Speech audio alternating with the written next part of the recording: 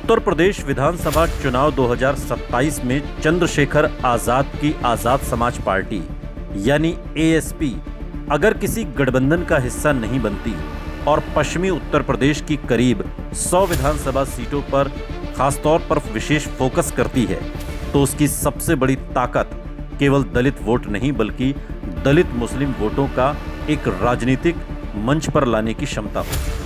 हालांकि ये दावा करना भी जल्दबाजी है कि आजाद समाज पार्टी पश्चिमी यूपी में बड़ी संख्या में सीटें जीत सकती है, क्योंकि विधानसभा चुनाव में संगठन, उम्मीदवार, बूथ प्रबंधन और स्थानीय समीकरण लोकसभा चुनाव से बिल्कुल अलग होते हैं। फिर भी 2024 के लोकसभा चुनाव में चंद्रशेखर आजाद की नगीना सीट से 1.5 लाख से ज्यादा वोटों से जीत ने यह साबित कर दिया कि वो पश्चिमी यूपी में दलित राजनीति के एक नए केंद्र के रूप में उभर चुके हैं।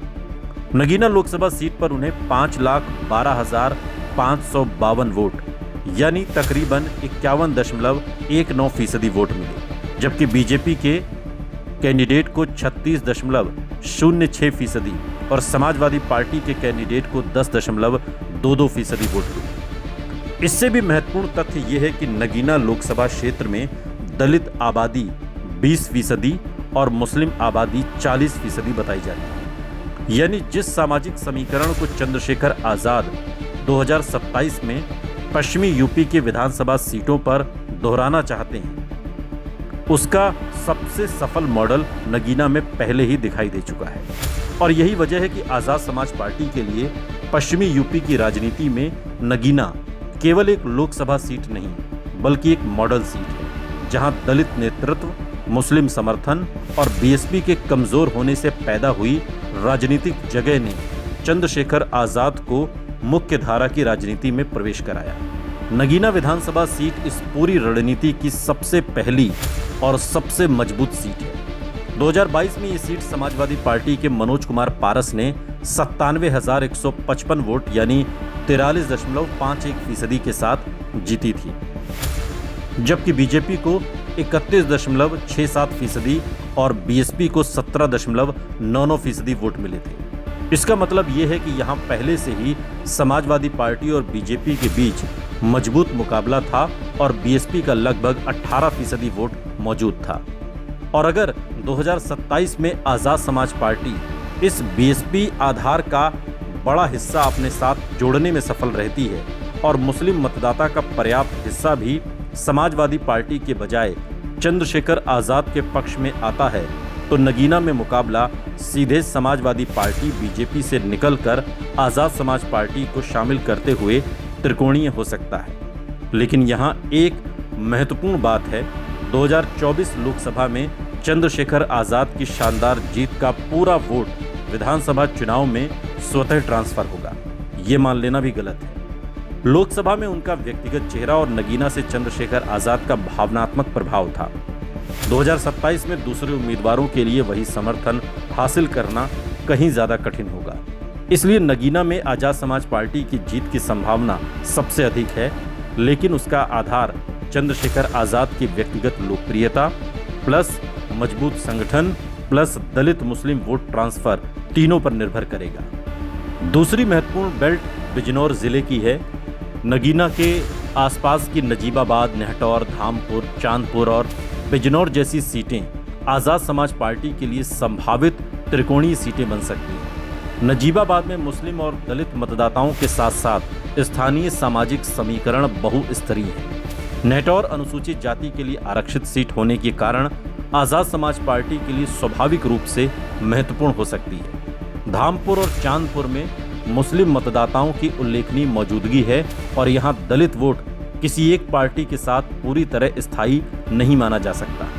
2022 में नगीना में समाजवादी पार्टी को 43.51%, बीजेपी को 31.67% और बीएसपी को 17.99% वोट मिलना ये दिखाता है कि बिजनौर बेल्ट में दलित वोट का आकार चुनावी परिणामों को बदल सकता है।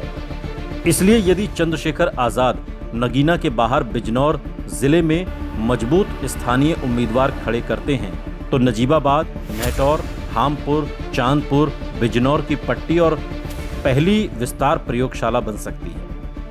इसमें नेहटौर जैसी आरक्षित सीट पर दलित वोट को केंद्रित करना आजाद समाज पार्टी के लिए अपेक्षाकृत आसान हो सकता है, जबकि चांदपुर और नजीबाबाद जैसी सीटों पर मुस्लिम वोट को समाजवादी पार्टी और आजाद समाज पार्टी की ओर मोड़ना ज्यादा बड़ी चुनौती होगी। इसके बाद सहारनपुर जिला आता है, जो चंद्रशेखर आजाद की राजनीति का दूसरा सबसे महत्वपूर्ण आधार है।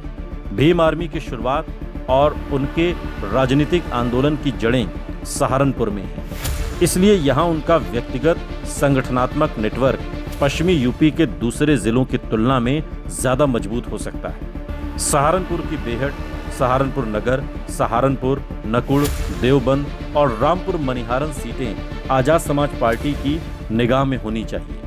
2022 के विधानसभा चुनाव में सहारनपुर जिले की 7 सीटों में समाजवादी पार्टी ने बेहट और सहारनपुर जीती। बीजेपी ने नकुड़, सहारनपुर नगर, देवबंद और रामपुर मनिहारन जीती, जबकि गंगोह में भी बीजेपी विजेता रही।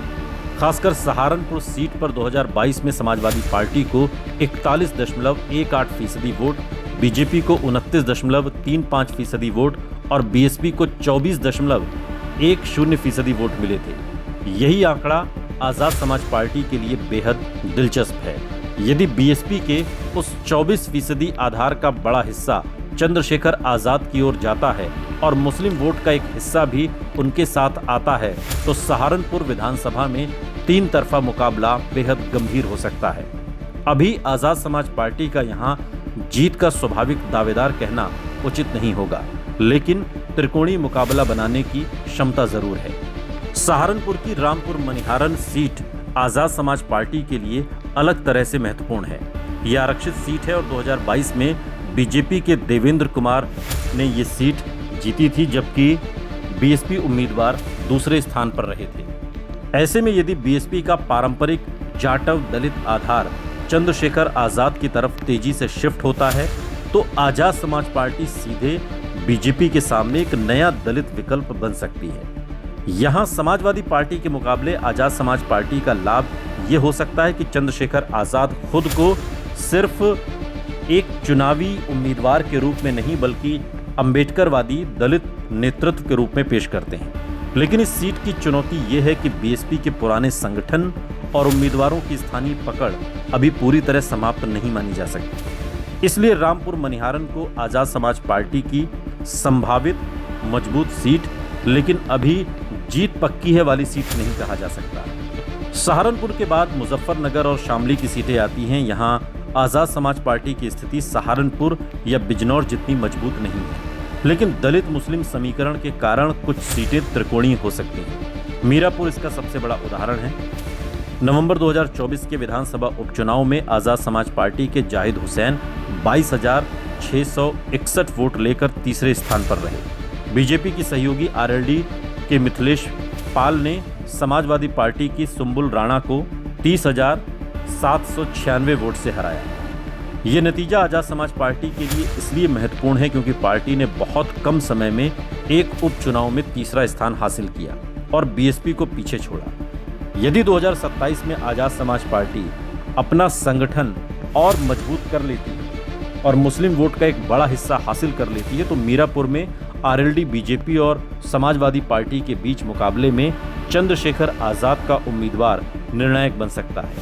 यहां जीत की तुलना में किंगमेकर या वोट कटर से सीधे विजेता बनने की संभावना का सवाल ज्यादा महत्वपूर्ण है।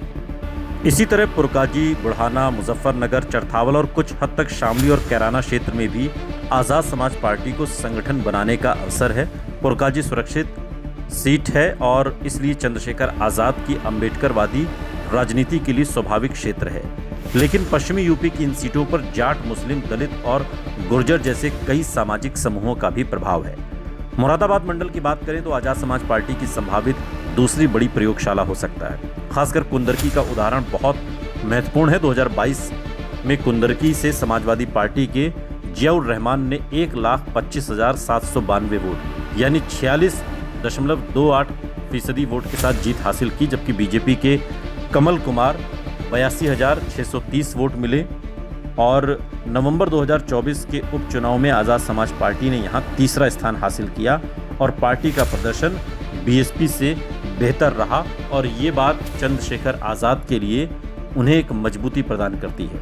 कुंदरकी के साथ मुरादाबाद ग्रामीण, बिलारी, कांठ, ठाकुरद्वारा को भी संभावित सीटों की सूची में रखा जा सकता है और इन सीटों पर मुस्लिम मतदाता, दलित मतदाता और पिछड़े वर्गों का मिश्रण है। इसके बाद अमरोहा और संभल की तरफ अगर नजर जाए तो नौगांवा, सादात, अमरोहा, हसनपुर और संभल जैसे क्षेत्रों में मुस्लिम मतदाता प्रभावशाली हैं और कई जगह दलित मतदाता भी महत्वपूर्ण हैं। लेकिन यहाँ समाजवादी पार्टी का संगठन मजबूत है और इसलिए आज़ाद समाज पार्टी के लिए केवल दलित मुस्लिम नारा पर्याप्त नहीं होगा। चंद्रशेखर आज़ाद को मुस्लिम समाज में ये विश्वास पैदा करना होगा कि आज़ाद समाज पार्टी सिर्फ दलित वोट काटने वाली पार्टी नहीं बल्कि वास्तव में सत्ता में भागीदारी दिलाने वाला एक विकल्प है।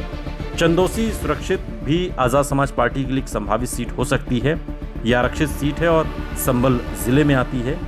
और इसके अलावा मेरठ, हापुड़, बुलंदशहर और गाजियाबाद की तरफ देखें तो आज़ाद समाज पार्टी का राजनीतिक आधार अभी उतना प्रमाणित नहीं है जितना सहारनपुर, बिजनौर, मुरादाबाद बेल्ट में। फिर भी हस्तिनापुर, किठौर, मेरठ, दक्षिण, लोनी और कुछ बुलंदशहर क्षेत्र में पार्टी उम्मीदवार उतारकर त्रिकोणीय मुकाबला बनाने की कोशिश कर सकती है और तकरीबन 100 ऐसी विधानसभा सीटें हैं पश्चिमी उत्तर प्रदेश में जहां पर चंद्रशेखर आज़ाद अगर मजबूती से चुनाव लड़ें तो दर्जनों सीटों पर फाइट कड़ी हो सकती है और सीटें जीत भी सकते हैं।